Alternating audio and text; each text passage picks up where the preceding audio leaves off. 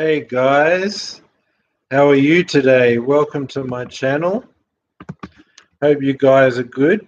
I'm just going to preview the Miami Masters semi-finals. So let's get into it, right? Firstly, I'll look at the quarterfinals. Um, what we saw is first we saw Batista Agut with a 6-4, 6-2 win over Medvedev.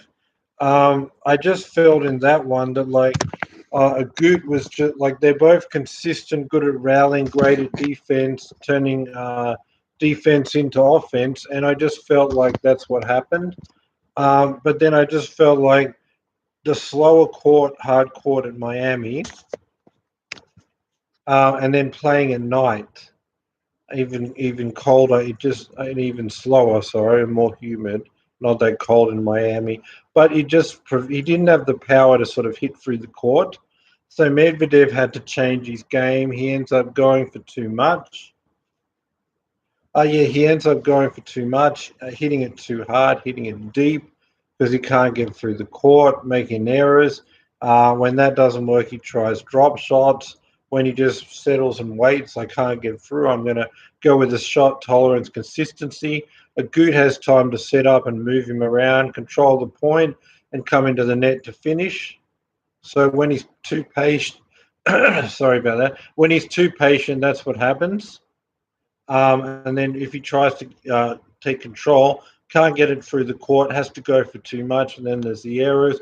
Has to try all these different things like a drop shot, serve volley, because his normal shots are not getting through. The problem with the slower court and at night, and Batista Agut's great defense, he may have the power to get through this court against a defender, not as good, but against Agut he didn't. But Agut could move him around, come into the net, had enough power to get through the court, and Medvedev's great defense. So both of them mirrored each other on that. Defense, consistency on the shot, on the rally. Medvedev had a bit better serve, but again, slow court and great returns. Agut's able to get them back and force him into a rally. So it basically just came down to the fact that Medvedev couldn't get the ball through the court to create offense, whereas Agut could and did well finishing at the net, and then ends up going for too much, hitting it out or drop shots, and Agut's all over it. And then when he's patient, Agut just controls the point because his rally shots are getting through the court in a way that Medvedev's are not. So in the other one, we saw Sinner against Bublik. Sinner's playing well. Bublik, I don't think he's there to challenge. He shouldn't really be at this level, but not enough players are playing in Miami. Sinner's he could be win many Grand Slams. He's not quite there to win a Grand Slam, but he's a future champion. So we're showing hints of that, and that's too good for Bublik. Then we move to the other quarterfinals. We saw Rublev beat Korda 7-5, 7-6. It's a close game.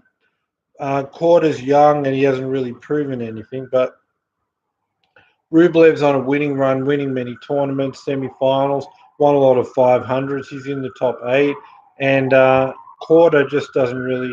He's not there to challenge someone like Rublev, but he did well to make it close both sets. But when it's that close, it really just comes down to like who is better.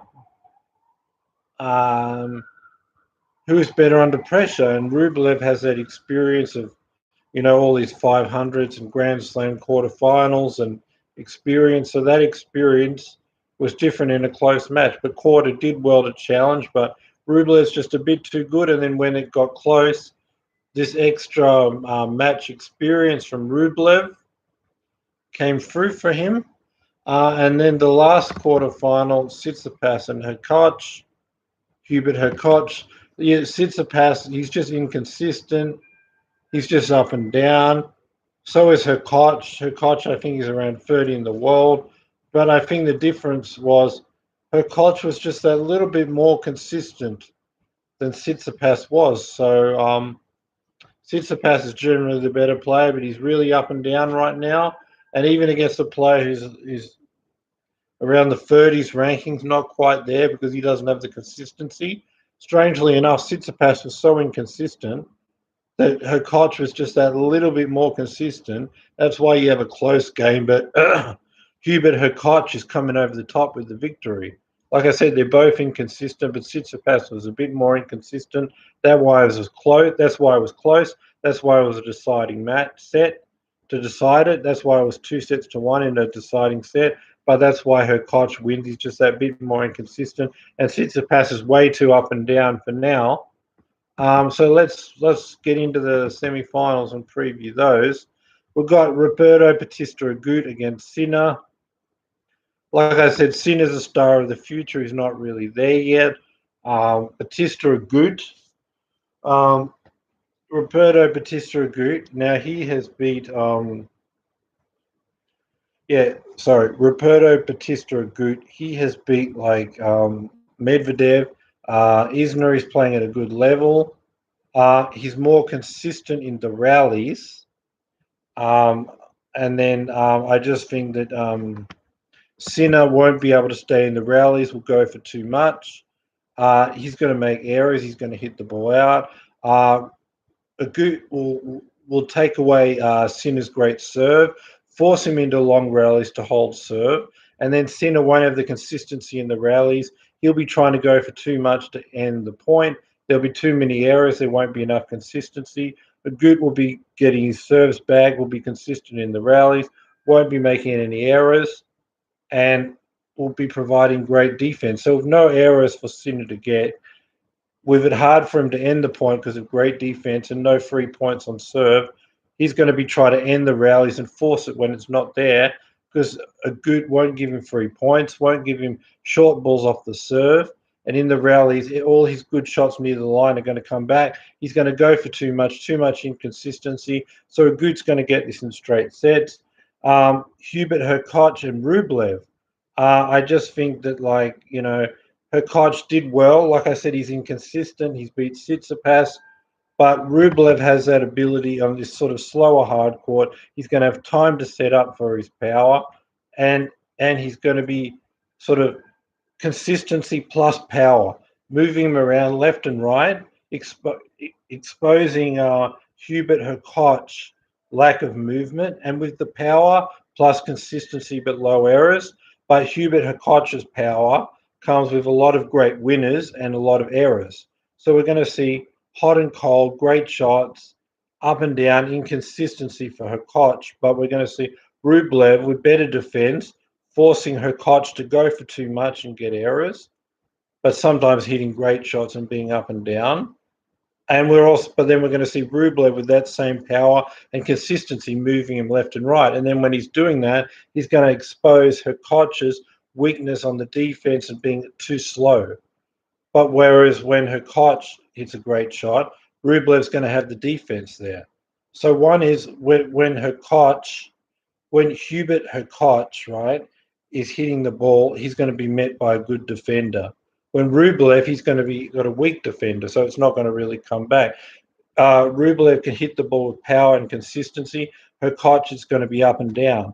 So with the better defense and the better court movement from Rublev, and that his power is consistent and less risky, that's what's going to win it. Because like I said, Hurkacz attacks, has to hit one more till he gets an error. But when Rublev hits with power, he's too slow. He's not getting there.